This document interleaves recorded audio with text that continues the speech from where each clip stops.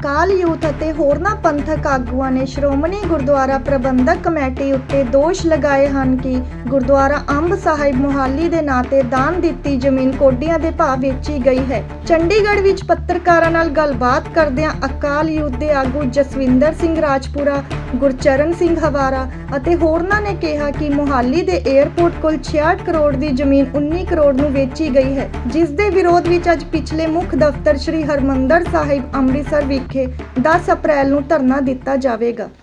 कि थोड़े दिन पहला असी अकाल यूथ वालों गुरुद्वारा अंब साहब ਦੇ ਬਾਹਰ ਜਿਹੜਾ ਮੈਨੇਜਰ ਦਾ ਦਫ਼ਤਰ ਹੈ ਸਾਈਡ ਦੇ ਵਿੱਚ ਉੱਥੇ ਪ੍ਰੋਟੈਸਟ ਕੀਤਾ ਸੀਗਾ।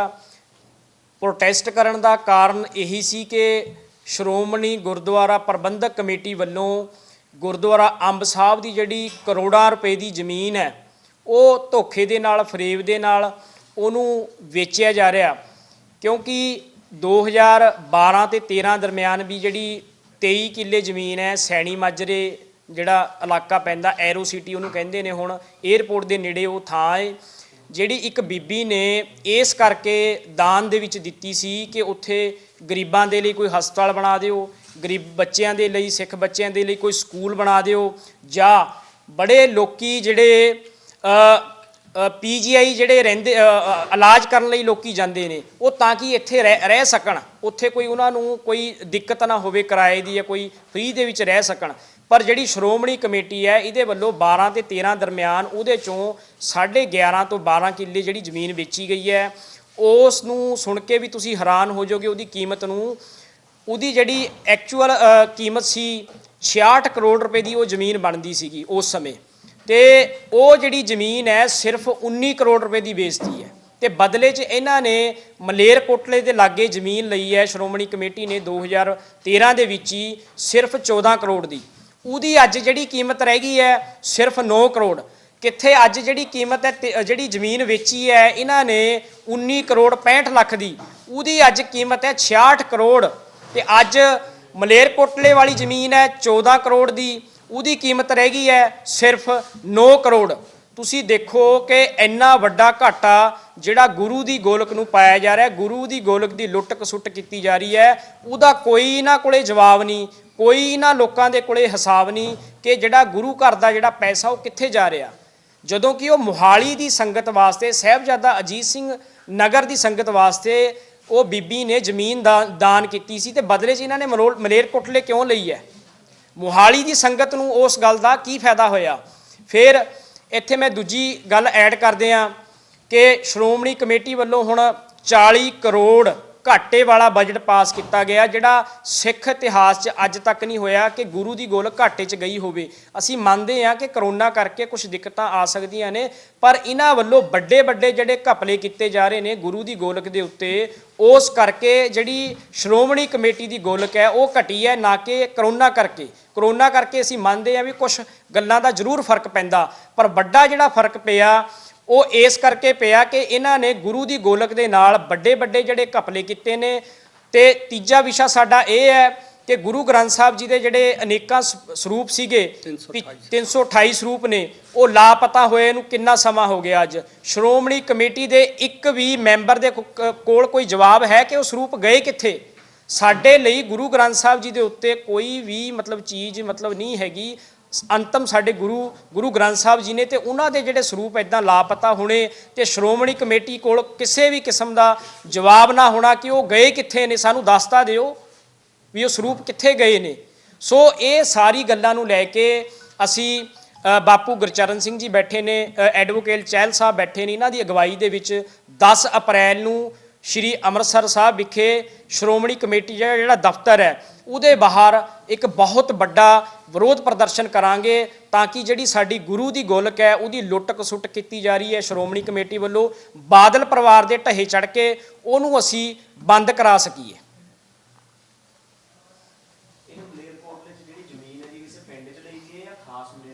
ਇਹ ਨਾਲ ਹੀ ਮਲੇਰਕੋਟਲੇ ਥਾਂ ਪੈਂਦੀ, ਉਹ ਮਲੇਰਕੋਟਲਾ ਹੀ ਪੈਂਦਾ ਹੈ ਜੀ। ਉਹ ਉੱਥੇ ਇਹਨਾਂ ਨੇ ਜ਼ਮੀਨ ਲਈ ਹੈ 14 ਕਰੋੜ ਦੀ ਉਸ ਸਮੇਂ ਲਈ ਸੀ, ਅੱਜ ਇਹਦੀ ਕੀਮਤ ਰਹਿ ਗਈ ਹੈ 9 ਕਰੋੜ। ਤੇ ਜਿਹੜੀ 19 ਕਰੋੜ 65 ਲੱਖ ਦੀ ਮੁਹਾਲੀ ਸਾਹਿਬਜ਼ਾਦਾ ਅਜੀਤ ਸਿੰਘ ਨਗਰ ਦੀ ਜ਼ਮੀਨ ਵੇਚੀ ਸੀ, ਉਹਦੀ ਦੇਖੋ ਤੁਸੀਂ ਕੀਮਤ ਹੈ 66 ਕਰੋੜ। ਉਹ ਜਿਹੜੀ ਵੇਚੀ ਹੈ ਜੀ 12 ਤੋਂ 13 ਦੇ ਦਰਮਿਆਨ ਜੀ। ਮਲੇਰਕੋਟਲੇ ਜੀ ਇਹਨਾਂ ਨੇ 14 ਕਰੋੜ ਦੀ ਜ਼ਮੀਨ ਲਈ ਹੈ। ਇਹਦੇ ਬਾਰੇ ਪੁਖਤਾ ਅਸੀਂ ਆਰਟੀ ਲਾਈ ਹੋਈ ਹੈ, ਉਹ ਜਵਾਬ ਸਾਡੇ ਕੋਲ ਆ ਜਾਊਗਾ। 5 ਕਰੋੜ 65 ਲੱਖ ਬਚਦਾ ਉਹ ਕਿੱਥੇ ਖਰਚ? ਉਹਦੇ ਬਾਰੇ ਅਸੀਂ ਮੈਨੇਜਰ ਨੂੰ ਅਪੀਲ ਕੀਤੀ ਸੀ ਵੀ ਸਾਨੂੰ ਦੱਸਿਆ ਜਾਵੇ ਕਿ ਉਹ ਜਿਹੜਾ ਵਿਚਾਲਾ ਪੈਸੇ ਨੇ ਉਹ ਕਿੱਥੇ ਗਏ ਨੇ। ਉਹ ਹਜੇ ਤੱਕ ਉਹਨਾਂ ਵੱਲੋਂ ਕਿਸੇ ਵੀ ਤਰ੍ਹਾਂ ਦਾ ਕੋਈ ਜਵਾਬ ਨਹੀਂ ਦਿੱਤਾ ਗਿਆ। ਕੋਈ ਆਂਦਾ ਰੋਲ ਗਿਆ ਵੀ ਜ਼ਮੀਨ ਵੱਡੇ ਜ਼ਮੀਨ ਨਹੀਂ ਖਰੀਦਣੀ ਹੈ। ਦੇਖੋ ਜੀ, ਜਿਹੜੀ ਇੱਥੇ ਹੁਣ ਗਮਾਡਾ ਨੂੰ ਇਹ ਜ਼ਮੀਨ ਦੇ ਰਹੇ ਨੇ, ਤੁਹਾਨੂੰ ਪਤਾ, ਤੁਸੀਂ ਜਰਨਲਿਸਟ ਹੋ, ਤੁਹਾਨੂੰ ਸਾਡੇ ਨਾਲੋਂ ਵੱਧ ਜਾਣਕਾਰੀ ਹੋਵੇਗੀ ਕਿ ਸਾਹਿਬਜ਼ਾਦਾ ਅਜੀਤ ਸਿੰਘ ਨਗਰ ਮੋਹਾਲੀ ਇੱਕ ਪੰਜਾਬ 'ਚੋਂ ਇਹੋ ਜਿਹਾ ਜ਼ਿਲ੍ਹਾ ਜਿਹਦੀ ਸਭ ਤੋਂ ਵੱਧ ਜ਼ਮੀਨ ਹੈ, ਮਹਿੰਗੀ ਕਰੋੜਾਂ ਰੁਪਏ ਦੀ ਜ਼ਮੀਨ ਹੈ, ਤੇ ਇਹ ਲੋਕ ਗਮਾਡਾ ਤੋਂ ਆਪਣੀ ਜ਼ਮੀਨ ਜਿਹੜੀ ਵੇਚ ਰਹੇ ਨੇ ਐਰੋ ਸਿਟੀ ਕੋਲੇ, ਬਦਲੇ 'ਚ ਪਤਾ ਕੀ ਲੈ ਰਹੇ ਨੇ, ਕਿਉਂਕਿ ਗਮਾਡਾ ਨੇ ਸਪਸ਼ਟ ਕੀਤਾ ਅਸੀਂ ਪੈਸੇ ਨਹੀਂ ਦੇਣੇ ਉਹਦੇ, ਅਸੀਂ ਸ਼ੋਅਰੂਮ ਦੇਵਾਂਗੇ। ਤੇ ਸ਼ੋਅਰੂਮਾਂ ਦੇ ਪਲਾਟ ਤੁਸੀਂ ਹਿਸਾਬ ਲਾ ਲਓ ਕਿ ਉਹ ਕੰਮ ਕਿਤੇ ਆਉਣੇ ਨੇ, ਸੰਗਤ ਨੂੰ ਉਹਦਾ ਕੀ ਫਾਇਦਾ ਹੋਣਾ ਵਾ ਕਿ ਉਹ ਮੈਂਬਰਾਂ ਨੇ ਆਪਣੇ ਸ਼ੋਅਰੂਮ ਬਣਾਉਣੇ ਨੇ, ਮੈਂਬਰਾਂ ਨੇ ਆਪਣੇ ਉੱਥੇ ਪਲਾਟ ਬਣਾਉਣੇ ਨੇ, ਆਪਣੀ ਕੋਠੀਆਂ ਬਣਾਉਣੀਆਂ, ਕੀ ਬਣਾਉਣਾ, ਇਹ ਸਾਨੂੰ ਜਵਾਬ ਦੇਣ।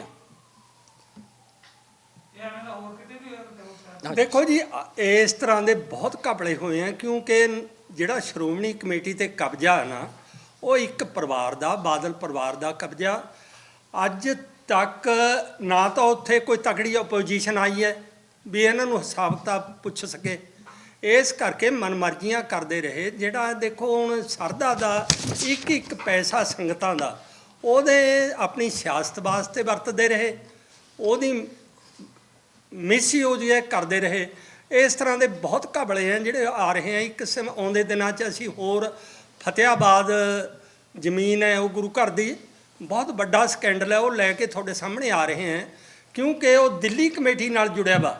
ਉਸ 'ਤੇ ਮਨਜਿੰਦਰ ਸਿੰਘ ਸਿਰਸਾ ਆਪਣਾ ਕਬਜ਼ਾ ਕਰ ਰਿਹਾ, ਗੁਰੂ ਘਰ ਦੀ ਜ਼ਮੀਨ ਹੈ, ਉੱਥੇ ਗੁਰੂ ਤੇਗ ਬਹਾਦਰ ਸਾਹਿਬ ਜੀ ਦੇ ਨਾਂ ਤੇ ਇੱਕ ਕਾਲਜ ਬਣਿਆ ਸੀ, ਉਹ ਕਾਲਜ ਨੂੰ ਬਿਲਕੁਲ ਠੱਪ ਕਰਕੇ ਖੰਡਰ ਬਣਾ ਕੇ ਉਸ ਤੇ ਉਹਦਾ ਨਿੱਜੀ ਕਬਜ਼ਾ। ਇਸ ਤਰ੍ਹਾਂ ਦੇ ਬਹੁਤ ਘਪਲੇ ਆ ਜਿਹੜੇ ਅਸੀਂ ਤੁਹਾਡੇ ਸਾਹਮਣੇ ਲੈ ਕੇ ਆਏ ਹੈ ਜੀ।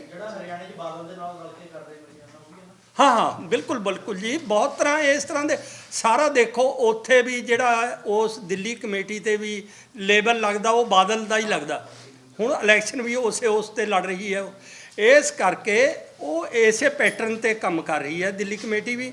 ਪਰ ਅੱਜ ਅਸੀਂ ਸੰਗਤਾਂ ਨੂੰ ਵੀ ਸੁਚੇਤ ਕਰਨਾ ਚਾਹੁੰਦੇ ਹਾਂ ਵੀ ਜਿਹੜੀ ਇਹ 25 ਅਪ੍ਰੈਲ ਨੂੰ ਚੋਣ ਆ ਰਹੀ ਹੈ, ਇਸ 'ਚ ਬਾਦਲ ਪਰਿਵਾਰ ਜਿਹੜਾ ਇਸ ਕਮੇਟੀਆਂ ਦੇ ਜਾਂ ਸ਼੍ਰੋਮਣੀ ਗੁਰਦੁਆਰਾ ਪ੍ਰਬੰਧਕ ਕਮੇਟੀ ਹੈ ਜਾਂ ਦਿੱਲੀ ਗੁਰਦੁਆਰਾ ਪ੍ਰਬੰਧਕ ਕਮੇਟੀ ਹੈ, ਇਸ ਤੋਂ ਇਹਨਾਂ ਨੂੰ ਪਾਸੇ ਹਟਾ ਕੇ ਚੰਗੇ ਹੱਥਾਂ 'ਚ ਪ੍ਰਬੰਧ ਲਿਆ ਜਾ ਸਕੇ, ਤਾਂ ਕਿ ਅਸੀਂ ਆਪਣੇ ਗੁਰੂ ਘਰ ਦੇ ਪ੍ਰਬੰਧ 'ਚ ਸੁਧਾਰ ਕਰਕੇ ਜਿਹੜਾ ਗੁਰੂ ਸਾਹਿਬ ਦਾ ਨਿਸ਼ਾਨਾ ਸਾਨੂੰ ਹੁਕਮ ਹੈ, ਉਹਦੇ ਤਹਿਤ ਅਸੀਂ ਉਸ ਤਰ੍ਹਾਂ ਦੇ ਕੰਮ ਕਰੀਏ ਤਾਂ ਕਿ ਸੰਗਤਾਂ 'ਚ ਉਸ ਦਾ ਸੰਗਤਾਂ ਨੂੰ ਫਾਇਦਾ ਵੀ ਹੋਵੇ, ਸੰਗਤਾਂ ਵੱਧ ਤੋਂ ਵੱਧ ਸਿੱਖ ਬਣਨ, ਜੁੜਨ। ਇਸੇ ਕਰਕੇ ਜੇ ਅਸੀਂ ਉਸ ਪੈਸੇ ਦੀ ਗੁਰੂ ਦੀ ਗੋਲਕ ਦੀ ਯੋਗ ਵਰਤੋਂ ਕਰਕੇ ਸੰਗਤਾਂ ਦੇ ਭਲੇ ਲਈ ਖਰਚ ਕਰਾਂਗੇ।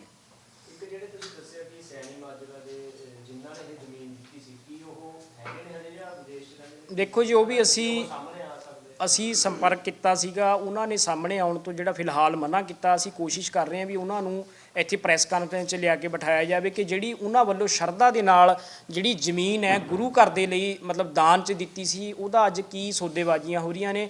ਬਾਕੀ ਇਸ ਦੇ ਬਾਬਤ ਅਸੀਂ ਗਮਾਡਾ ਤੇ ਪੂਡਾ ਨਾਲ ਸੰਬੰਧਿਤ ਜਿਹੜੇ ਮੰਤਰੀ ਨੇ ਸਰਦਾਰ ਸੁਖ ਸਰਕਾਰੀਆ ਜੀ, ਉਹਨਾਂ ਨੂੰ ਵੀ ਅਪੀਲ ਕਰਾਂਗੇ। ਪੰਜਾਬ ਸਰਕਾਰ ਨੂੰ ਵੀ ਅਸੀਂ ਤੁਹਾਡੇ ਮਾਧਿਅਮ ਰਾਹੀਂ ਅਪੀਲ ਕਰਦੇ ਹਾਂ ਵੀ ਇਹ ਤੇ ਬੰਦੇ ਮਤਲਬ ਮਾੜੇ ਕੰਮ ਕਰ ਹੀ ਰਹੇ ਨੇ ਗੁਰੂ ਦੀ ਗੋਲਕ ਨਾਲ, ਤੁਸੀਂ ਵੀ ਇਹਨਾਂ ਦੇ ਨਾਲ ਪਾਪਾਂ ਦੇ ਜਿਹੜੇ ਭਾਗੀਦਾਰ ਨਾ ਬਣੋ। ਉਹ ਜ਼ਮੀਨ ਨੂੰ ਨਾ ਅਕਵਾਇਰ ਕੀਤਾ ਜਾਵੇ। ਸਾਡੀ ਅਕਾਲ ਯੂਥ ਵੱਲੋਂ ਲੀਗਲੀ ਤੌਰ ਤੇ ਵੀ ਅਸੀਂ ਉੱਥੇ ਜੇ ਹਾਈ ਕੋਰਟ ਵੀ ਸਾਨੂੰ ਜਾਣਾ ਪਿਆ, ਇੱਥੇ ਚਹਿਲ ਸਾਹਿਬ ਉਹਦੇ ਬਾਬਤ ਵੀ ਗੱਲ ਕਰਨਗੇ ਕਿ ਸਾਨੂੰ ਹਾਈ ਕੋਰਟ ਵੀ ਜਾਣਾ ਪਿਆ, ਉਹ ਤੋਂ ਵੀ ਅਸੀਂ ਬਿਲਕੁਲ ਵੀ ਗਰੇਜ ਨਹੀਂ ਕਰਾਂਗੇ, ਤਾਂ ਕਿ ਕਿਸੇ ਨਾ ਕਿਸੇ ਤਰੀਕੇ ਦੇ ਨਾਲ ਜਿਹੜੀ ਕਰੋੜਾਂ ਰੁਪਏ ਦੀ ਗੁਰੂ ਦੀ ਗੋਲਕ ਤੇ ਉੱਤੇ ਲੁੱਟ ਵੱਜ ਰਹੀ ਹੈ, ਜ਼ਮੀਨ ਵੇਚੀ ਜਾ ਰਹੀ ਹੈ, ਉਹਨੂੰ ਅਸੀਂ ਕਿਸੇ ਨਾ ਕਿਸੇ ਤਰੀਕੇ ਨਾਲ ਰੋਕਣ ਦੇ ਵਿੱਚ ਕਾਮਯਾਬ ਹੋਈਏ। ਦੇਖੋ ਜੀ, ਇੱਕ ਗੱਲ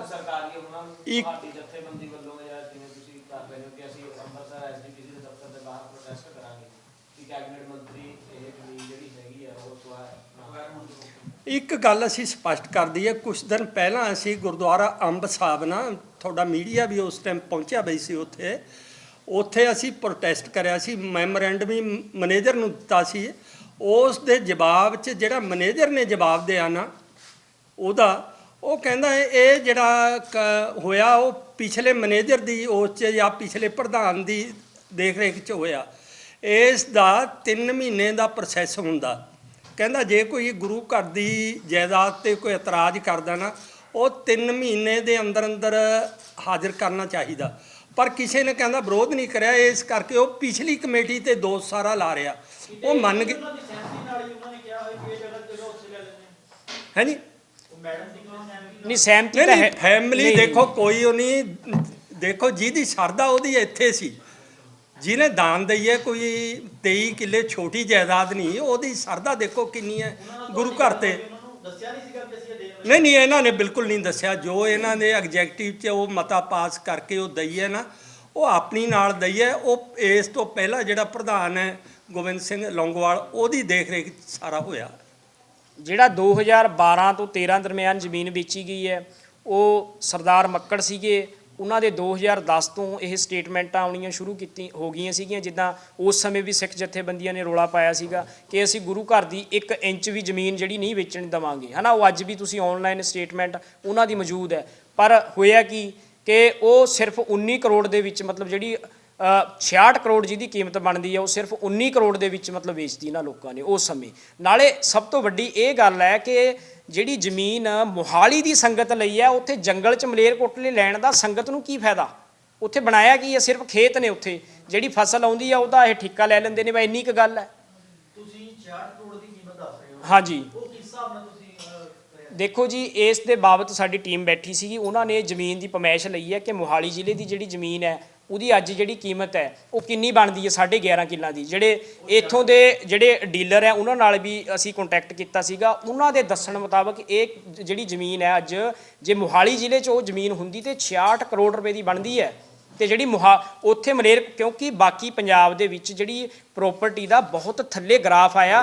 ਮੋਹਾਲੀ ਹੈ ਇੱਕ ਮੋਹਾਲੀ ਜ਼ਿਲ੍ਹਾ ਜਿਹਦਾ ਗ੍ਰਾਫ ਹੈ ਪ੍ਰੋਪਰਟੀ ਦਾ ਵਧਿਆ ਹੀ ਹੈ, ਘਟਿਆ ਨਹੀਂ ਹੈਗਾ। ਫਿਰ ਉਹ ਜਿਹੜੀ ਜ਼ਮੀਨ 에ਅਰਪੋਰਟ ਦੇ ਨੇੜੇ ਹੈ, ਸੋ ਇਸ ਕਰਕੇ ਉਹਦਾ ਰੇਟ ਬਹੁਤ ਹਾਈ ਹੈ। ਇੱਕ ਵੀਰ ਨੇ ਸਵਾਲ ਵੀ ਕੀਤਾ ਕਿ ਸੁੱਖ ਸਰਕਾਰੀ ਸੰਬੰਧੀ, ਮੈਂ ਉਹ ਵੀ ਜਵਾਬ ਦੇ ਦੇਵਾਂ। ਅਸੀਂ ਉਹਨਾਂ ਨੂੰ ਮੈਮੋਰੰਡਮ ਵੀ ਦੇਵਾਂਗੇ, ਉਹਨਾਂ ਨੂੰ ਮਿਲਾਂਗੇ ਵੀ ਪੰਜਾਬ ਸਰਕਾਰ ਨੂੰ। ਜੇ ਉਹ ਵੀ ਮਤਲਬ ਕੋਈ ਇਸ ਗੱਲ ਦਾ ਉਹਨਾਂ ਦਾ ਸਾਥ ਦੇਣਗੇ ਤੇ ਅਸੀਂ ਉਹਨਾਂ ਦੇ ਖਿਲਾਫ ਵੀ, ਪੰਜਾਬ ਸਰਕਾਰ ਦੇ ਖਿਲਾਫ ਵੀ ਵਿਰੋਧ ਪ੍ਰਦਰਸ਼ਨ ਕਰਨ ਤੋਂ ਕਿਸੇ ਤਰ੍ਹਾਂ ਦਾ ਵੀ ਕੋਈ ਗਰੇਜ ਨਹੀਂ ਕਰਾਂਗੇ। PTN ਨਿਊਜ਼ ਦੇ ਲਈ ਚੰਡੀਗੜ੍ਹ ਤੋਂ ਹਰਮਨ ਮੀਆਂਪੁਰੀ ਦੀ ਰਿਪੋਰਟ।